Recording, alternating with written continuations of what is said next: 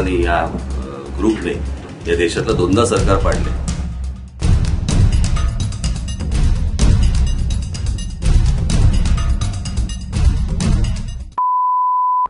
मी ज्या वेळेला नरेंद्र मोदींना मुख्यमंत्री म्हणून ज्यावेळेला बघत होतो त्यावेळेला नरेंद्र मोदींनी गुजरात गुजरात गुजरात करणं हे स्वाभाविक आहे, कारण कुठच्याही राज्याच्या मुख्यमंत्र्यांनी आपल्या राज्याबद्दल बोलणं आवश्यक आहे. त्यांचा कामाचा झपाटा मी ज्यावेळेला गुजरातमध्ये ज्यावेळेला गेलो त्यावेळेला मी गुजरात अजून काही एवढी मोठी डेव्हलपमेंट झालेली नाही आहे, परंतु त्यांनी जी वाट निवडलेली आहे प्रगतीची तो एक झपाटा आहे. आणि ते नरेंद्र मोदींनी ज्या ताकदीने ॲडमिनिस्ट्रेशनपासून सगळ्या गोष्टीचे ते हे माझं आहे हे आपलं आहे या लेवलला ते करत होते, तो झपाटा आणि त्यांची काम करायची पद्धत आणि त्याचबरोबरीने एक व्यक्ती म्हणून, पक्ष म्हणून नाही पण व्यक्ती म्हणून आपण बघितलं तर एक तसा भ्रष्टाचाराचा कलंक नसलेला किंवा त्या प्रकारचा विचार न करणारा असा माणूस मला असं वाटलं त्यावेळेला या देशामध्ये मी पहिला होतो जो बोलणारा की ह्या देशात नरेंद्र मोदी हे पंतप्रधान झाले पाहिजेत या देशाचे. आणि त्या भूमिकेत मी आजही माझा बदल नाही आहे आणि त्या मी आजही काय म्हणू पण त्याला त्यांचा चाहता आहे किंवा त्यांनी ती गोष्ट सांभाळावी आणि ते ज्या पदावरती आज बसलेले आहेत ते काही चुकीचे बसलेले नाही आहे, त्याच्यामुळे तो एक विषय वेगळा आहे.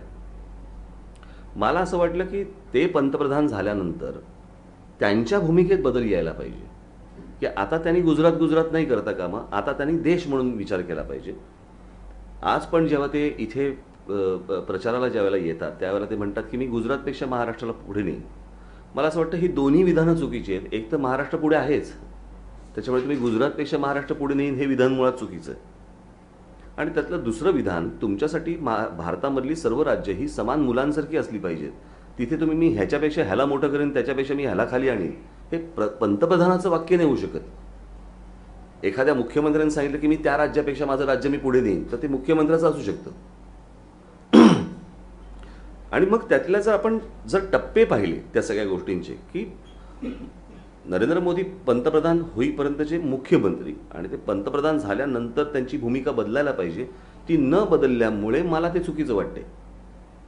बरोबर आहे. आणि मी करत असलेल्या टीकेपेक्षा त्याच्याकडे तुम्ही टीका पाहण्यापेक्षा मला असं वाटतं ते माझं दुःख आहे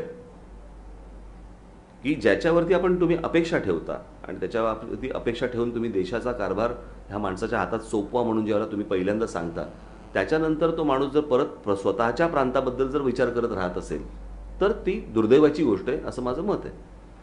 की ते ज्या वेळेला जपानला जातात आणि बुलेट ट्रेनचा ज्यावेळेला इथे आणायचा प्रयत्न करतात त्यावेळेला त्यांच्या डोक्यामध्ये मुंबई अहमदाबादच का येतं, मुंबई दिल्ली का नाही येत, मुंबई चेन्नई का नाही येत. एक लांबचं अंतर वेगात कापावं म्हणून ती बुलेट ट्रेन असते ना. मग तुम्ही आल्यावरती बुलेट ट्रेन म्हटल्यानंतर तुम्ही मुंबई अहमदाबाद, आता मुंबईवरनं मराठी माणूस कोण जाणार आहे अहमदाबादला, म्हणजे मग तुम्ही कोणासाठी ती आणताय तर गुजराती व्यापाऱ्यांसाठी आणताय का, म्हणजे परत गुजरात परत ते व्यापारी परत ती बुलेट ट्रेन म्हणजे तुम्ही त्यांच्यासाठी या गोष्टी करतात. मला असं वाटतं की नरेंद्र मोदी पंतप्रधान झाल्यावर त्यांनी देशाचा विचार केला पाहिजे आणि देशातल्या प्रत्येक राज्य हे मोठं कसं होईल आणि त्याच्यासाठी म्हणून मी केंद्र म्हणून मी त्यांना काय काय पाठिंबा देईन प्रोत्साहन देईन ही गोष्ट बोलायच्या ऐवजी तुम्ही ह्याच्यापेक्षा मी ह्याला मोठा करीन त्याच्यापेक्षा मी त्याला मोठा करीन. आता मी नरेंद्र मोदींच्या कपॅसिटीवरती किंवा क्रेडिबिलिटीवरती मी कुठे शंका घेतली आहे का भाषणामध्ये, पण त्यांच्या असलेल्या गुजरात प्रेमाबद्दल मला शंका वाटते की हे देश चालवताना म्हणजे आपण समजा महाराष्ट्रामध्ये ते पंतप्रधान व्हायच्या अगोदर एक नेवलची ॲक्वायर झालेली 250 एकरची जमीन ही त्याच्या अगोदर ॲक्वायर झाली होती. तुम्ही पंतप्रधान झाल्यावरती ती जमीन रद्द करता आणि तो नेवलचा प्रकल्प हा तुम्ही पोरबंदरला नेता. चला मी तामिळनाडूला नेला असता मी समजू शकलो असतो की बाबा काहीतरी स्ट्रॅटेजिक काही गोष्टी आहेत की बाबा त्याचा काही स्ट्रॅटेजिक एखादी भौगोलिक भाग आहे म्हणून तुम्ही तिथून तामिळनाडूला नेलात, तुम्ही पोरबंदरला नेता. मी म्हणून म्हटलं ना की ते घार उडते उंच आकाशी चित्त तिचे पिल्लापाशी.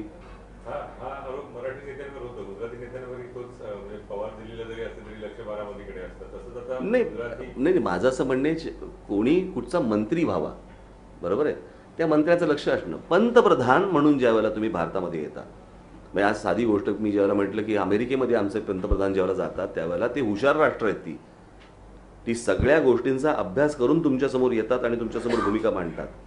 त्यावेळेला जर ओबामाला जर समजा असं वाटलं की ओबामांना की ह्या माणसाचं स्वागत मी केम छो मिस्टर प्राईम मिनिस्टर असं करावं, तर नरेंद्र मोदींची जगामध्ये असलेली प्रतिमा काय आहे? गुजराती पंतप्रधान का भारताचे पंतप्रधान? याच्या अगोदर ज्या वेळेला मनमोहन सिंग गेले, त्यांचं पंजाबीत केलं का स्वागत? अटल बिहारी वाजपेयी गेले, त्यांचं हिंदीत केलं का स्वागत? मग ह्यांचं स्वागत गुजरातीमध्ये का केलं जातं? तर आमच्या पंतप्रधानाची प्रतिमा, ओळख ही गुजराती म्हणून आहे, ती भारतीय म्हणून नाही आहे. हे दुर्दैवाने आम्हाला सांगायला लागतंय.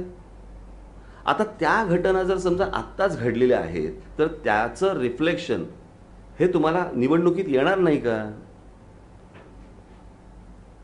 कारण त्या घटना आत्ताच घडल्यात ना, आत्ताच परदेशातनं आलेत, आल्या त्यांनी प्रचाराला सुरुवात केली, आत्ताच त्या आनंदीबाई येऊन गेल्या. त्याच्यामुळे मला असं वाटतं की त्या काही आम्ही ठरवून केलेल्या गोष्टी नसून ज्या समोर गोष्टी आल्या त्याचं आम्ही देत असलेली ती रिॲक्शन आहे.